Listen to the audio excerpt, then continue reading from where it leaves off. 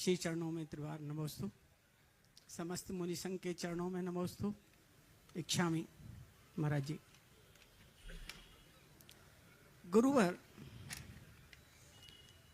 एक मन ज्वलित हो रहा है कुछ समस्याओं को लेकर के।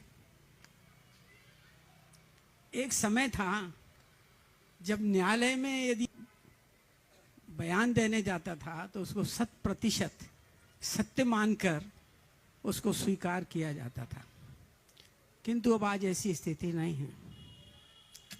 इसके बाद एक और स्थिति निर्मित हो रही है कि ये जो अंधी दौड़ चल रही है उसमें समाज का एक नया रूप सामने आ रहा है कि आप जब किसी की मदद कर रहे हैं तो वो मदद को स्वीकार तो कर रहा है, किंतु आपकी मदद नहीं कर रहा है। वो आपको लिए गड्ढा खोद रहा है, आपको गड्ढे में गिराने की कोशिश कर रहा है। गुरुवर, आप कहते हैं कि समाज के लोगों की मदद करिए, समाज को आगे बढ़ाइए, समाज के साथ व्यापारिक और दूसरे प्रोफेशनल्स के साथ समव्यवहार रखिए ताकि समाज को एक वो एक विपरीत व्यवहार कर रहे हैं। पैसा ले रहे हैं, काम नहीं कर रहे हैं, गुणवत्ता समाप्त हो रही है। इससे हमारे समाज की पहचान ही समाप्त हो रही है। बार बार आपके प्रवचनों में ये सब बातें आ रही हैं, किंतु उनका अनुसरण समाज नहीं कर रहा है। ये एक चिंतनीय विषय है।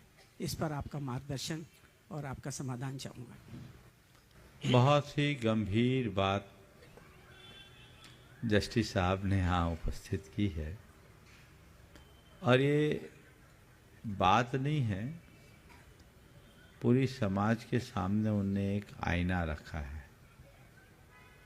समाज को इस पर बहुत गंभीरता से विचार करना चाहिए। हमने अपनी पहचान खोना शुरू कर दिया। हम थोड़ा सोचे वो दिन कितना उत्तम दिन होगा और उस समय हमारे समाज की कैसी प्रतिष्ठा और पहचान थी कि न्यायालय में आपको जो कह दिया वो मान लिया जाता था, जैन कहना पर्याप्त हो जाता था। और आज सारे प्रकरणों में कहीं ना कहीं जैन इन्वॉल्व हो जाते, कुछ नहीं तो जांच आयोग में ही सही, कोई भरोसे ही नहीं कर रहा है। ये हमने अपनी प्रामाणिकता खो दी, हमने अपनी पहचान खंडित कर दी। ये बड़ी अप्रभावना है। एक सज्जन थे, एक बड़े कुलपति, नाम नहीं ले रहा हूँ, उन्होंने एक दिन मुझसे कहा, बड़ी सभा में कहा, मैं जैन धर्म से प्रभावित हूँ, जैनों से नहीं। ये बहुत सोचनीय बात।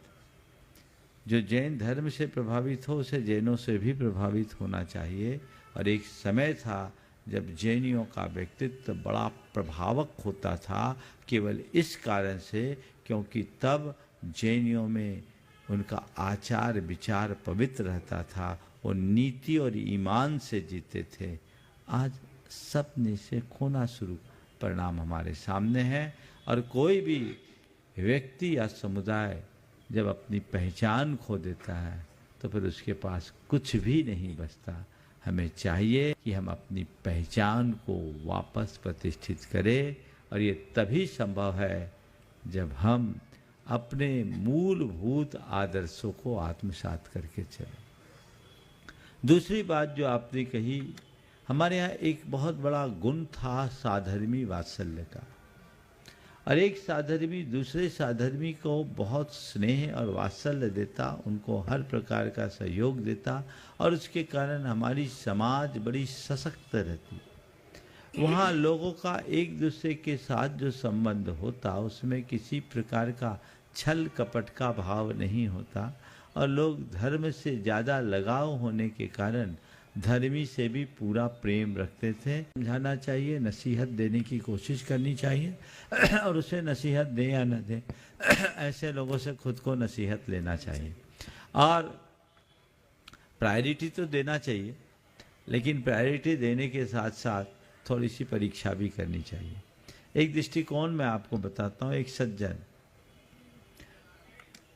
मध्य प्रदेश में वेयर हाउसेस में लोग अनाज रखते हैं, और वेयर हाउस की रसीद के एवज में लोग पैसे उठाते हैं बाजार से। ये चलता है।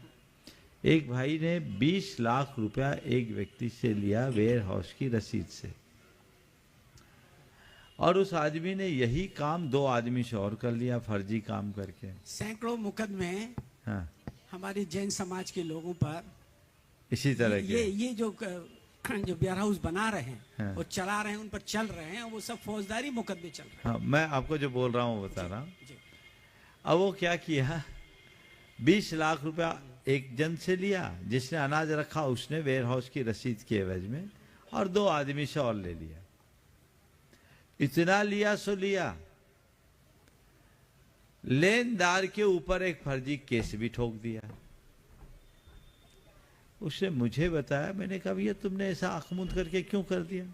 बोला महाराज जी हमने सोचा अपना जैनी आदमी साधर्मी है, रोज मंदिर में साथ में पूजा पाठ करता है, गुरुओं की सेवा करता है, मैंने दे दिया। तो उसका मित्र साथ में बैठा था, बोले दे दिया, अब चूना लगाया झेलो। तो उस व्यक्ति ने जो बात कही मैं वो कहना चाहता हूँ। उसने कहा महाराज अब चूना तो बाजार में कोई ना कोई लगाता ही रहता है, ये तो धंधा में चलता है, चलो चूना भी लगाया तो जैनी ने लगाया, कोई गैरी ने लगाया, झेल लेंगे, आगे के लिए सीख मिले। ऐसा भी सकारात्मक दृष्टिकोण हो सकता है। मैं ये नहीं कहता कि जो भी ऐसा आपको बोले आप उसको आंख मूंद करके स्वीकार कर लो, लेकिन इन बातों को देखकर हम अपनी आस्था को स्थिर रखें, आस्था को खंडित ना होने दें, क्योंकि जब 2-4 अनुभव ऐसा हो जाता है तो मन उचट जाता है, फिर किसी को सहयोग करने की इच्छा नहीं होती, फिर लगता है अरे हर कोई ऐसा होगा। जो हो हमें वो कहानी याद रखनी चाहिए कि बिच्छू अगर अपना डंस मारने का धर्म नहीं छोड़ता तो संत उसे निकालने का धर्म क्यों छोड़े। हमें अपना काम करना है, जो गड़बड़ कर रहा है उसको करने दीजिए, अपना काम तत्परता से कीजिए और लोगों को उस तरह की प्रेरणा दीजिए। मानता हूँ इस तरह का प्रदूषण अब तेजी से बढ़ रहा है, लेकिन हमें चाहिए कि हम इस प्रदूषण को रोकें, उससे प्रभावित ना हो। गुरुवर, दर्जनों बैंक मैनेजर इस तरह के फर्जी कांडों में फंसे हैं। वो या तो अपनी नौकरी गंवा चुके हैं या न्यायालयों में सजा के लिए लड़ रहे हैं। दूसरी बात और क्या हो रही है कि एक बैंक मैनेजर साहब ने तो मुनि व्रती ले लिया, वो तो मुनि बन करके साउथ की तरफ चले गए। मैं उनका केस किया था, समझे, उन्हें सजा बचाने की बहुत कोशिश की थी, और एक क्षुल्लक हो गए हैं, नाम नहीं मैं लेना चाहूँगा। देखिए पहली बात तो अगर इस तरह का है तो जिनके विरुद्ध किसी प्रकार की क्या मुकदमा विचाराधीन है, शास्त्र के अनुसार वो दीक्षा के अपात्र हैं। उनने अगर दीक्षा लिया तो गलत लिया, और जिनने दीक्षा दिया वो गलत दिया।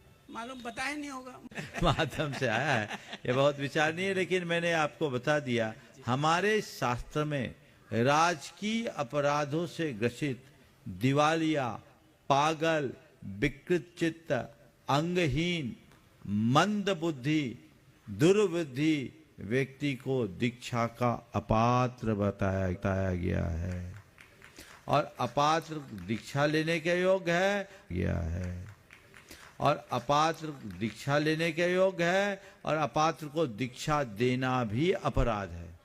इसलिए देने वाले को भी सोचना चाहिए और लेने वाले को भी सोचना चाहिए, और उसमें सम्मिलित होने वाले लोगों को भी जागरूक रहना चाहिए। बहुत सी बातें नहीं कहूँगा। ठीक है, बाद में बात करें।